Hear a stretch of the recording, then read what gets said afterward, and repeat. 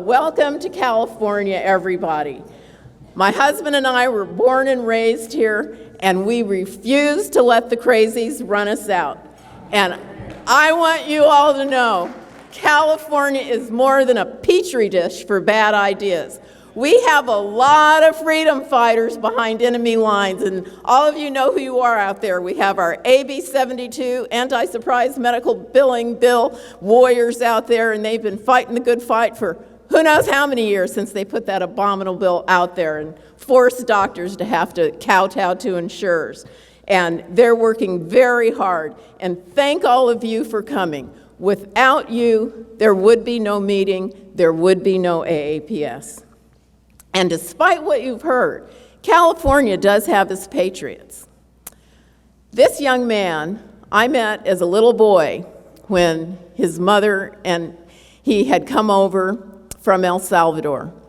They couldn't speak a word of English. He was around 8 years old, and Jackie was distraught that she couldn't speak English. And I taught her how to speak English, and she's now a dental hygienist. Luis just graduated from high school, so I emailed Jackie and I said, "What's Luis going to do next year? What college is he going to?" And this is what she emailed me back. "Luis is going to join the Marines. He wants to study through them because I said, I'm thankful with this country and I want to do something for it." So 3 cheers for the Marines, Luis, and real American patriots. The title of this whole meeting is The Heart, Soul, and Survival of Medicine. So we're going to talk a little bit about why we're going to survive. Well, for starters, we've got the Pope on our side. How exalted, how worthy of all honor is the character of your profession. The doctor has been appointed by God himself to minister to the needs of suffering humanity. We all know medicine is a calling. We must survive. I love being a doctor. From the minute I hit medical school, from the minute I pounced on my first patient. And the best part about being a doctor is you can do it anywhere, anytime, to anybody. And sometimes being a doctor took me to some very scary places. I mean, I thought the Knife and Gun Club in Baltimore was bad. These guys were protecting us from MS-13. But we got the clinic going anyway. The night before this table was up with medical supplies, that was a soccer field. So there we are, and this is us. This is our heart and our soul.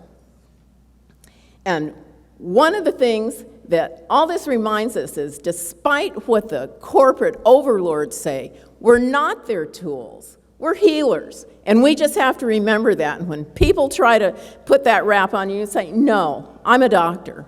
I'm a healer. I'm not your tool. This is a friend of mine. Her name is Margie Liberty. 89 years ago, and Margie Liberty is her real name, she was born on Constitution Day. At the age of 77, she started the Liberty Resource Center because we didn't have any freedom-seeking people, it seemed, in Northern California. Well, she brought all of us together. We had meetings, we met with politicians, we had a big library, but most of all, we had fellowship, just like we have here. That's what keeps us going. Margie had 2 knee replacements, 1 shoulder replacement, atrial fib, breast cancer, and she's still going strong. Now, so what does this have to do with AAPS? It gave me the strength, knowing a woman like this, to have persistence. And even when it's expensive, time-consuming, and you think nobody's listening, you keep going and keep going. Why do we need AAPS? There is danger ahead. Medicare for all, Medicaid for all, socialized medicine is knocking on our door. Clearly, that's not what we want. What we want is to no longer jump through hoops, not allow them to lead us like pigs to the slaughter, not have long lines for our patients, not have this, the new outpatient medicine. There's no obstacle too high that can keep us down. How? If we organize. And that's why we have AAPS. All of us try to do so much individually, but organizing together can get us so much more. AAPS for years has been launching successful lawsuits. We do amicus briefs against sham peer review, many of those, and most of them have been successful. We have amicus brief related to other issues, sometimes abortion, sometimes religious issues, and personal freedom issues. We write letters to HHS, CMS, DOJ, and the President. And we have many other activities, legislative updates, op-eds, news releases, and all of these things, and I hope you look it up on this online, aapsonline.org/summary, and it gives all these things that we do. And when your friends say, what does AAPS do? There you go. So there's a reason to join. One of the things that I've done this year as president, I've written about 20 or so of our last 36 op-eds. And these two I'm particularly proud of. One got in a medical training magazine that goes out to all sorts of people, paramedics as well as medical students, and it was about not being a robot doctor and getting in touch with the patient-doctor relationship. And another one, an article that I wrote on Medicare for All, was in Fox Business News. And because of that, the White House quoted, I have it highlighted, the part that they quoted, that they, of course, agreed that Medicare for All was not going to be the way they were going to go.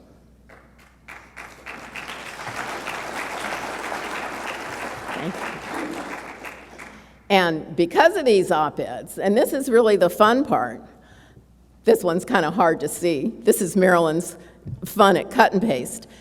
I did almost 100 radio show appearances on radio shows all across the United States, and it's just been fantastic. And I'd say 85% of the time, I got AAPSonline.org into the show at least 4 times. Now, somebody told me you have to get it in 7 times, but hey, what can you do?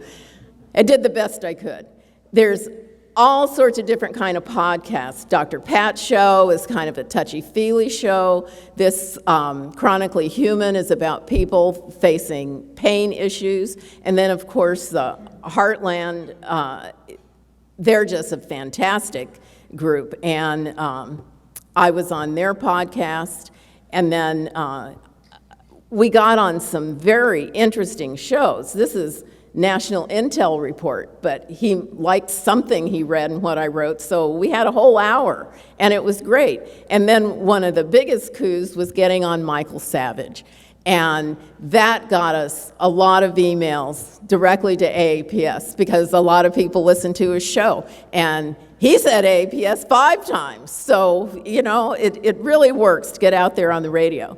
And now I've become a regular on Breitbart News Tonight. So when they need something about medicine, they'll just pick up the phone and I say, okay, fine. I never say no. And then, as long as every single one of you in this room promises not to tell Congress, I've been on Russian TV. Somehow, Natasha got my name. They're in Los Angeles, and on something we wrote. And so she has me talk about things that just microdosing of magic mushrooms, swallowing magnets, and having bowel obstructions in kids. But again, she always has on the runner AAPS. So we have to thank her for that. We tried something new this year.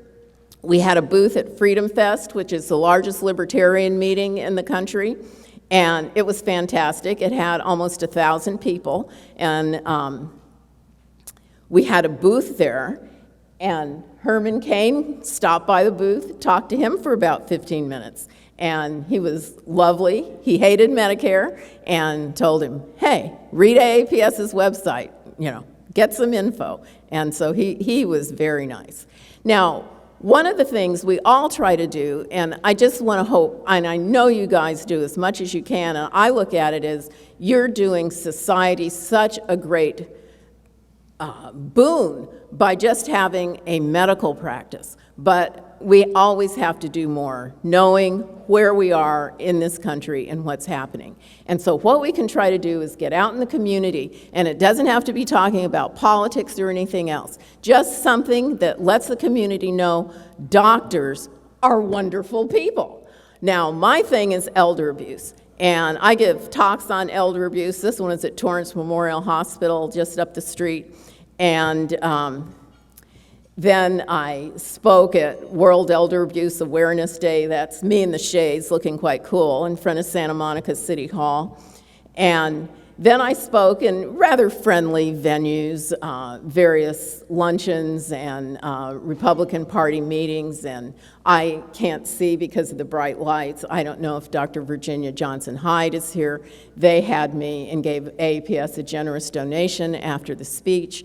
And this one was particularly an honor. I was asked to speak at the American Freedom Alliance, that's the largest conference on liberty in California. And I spoke about the long road to socialism in medicine, and we had multiple speakers, Charlie Kirk, David Horowitz, and it was just a wonderful theme, but very scary theme to see how education is just being ruined. So it's up to us to get out there and dispel some of the myths. So all of us can do all these things, and I know everybody is. So I just want you all to know that no matter what they say, we will not fade into the woodwork, and with all of you, we will survive. One more reason we will survive. Dr. Jane Orient.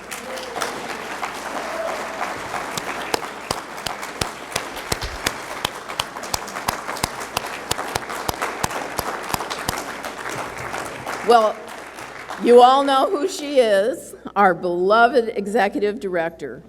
I don't know if you know this, but she's been keeping us on top of things for 30 years, and this is that 30-year anniversary.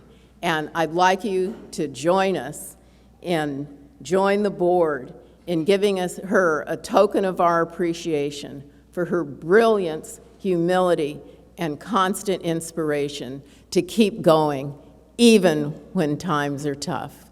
So I know okay, Dr. Rob, you have to do the Vanna White, show the package.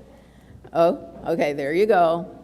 Pearls are the gem for the 30th year anniversary. And so because we look at Dr. Orient as endless, it's an endless string of pearls. And so, Dr. Rob, have you put them on her? I can't see from here. Oh, okay. Well, very good. Thank you.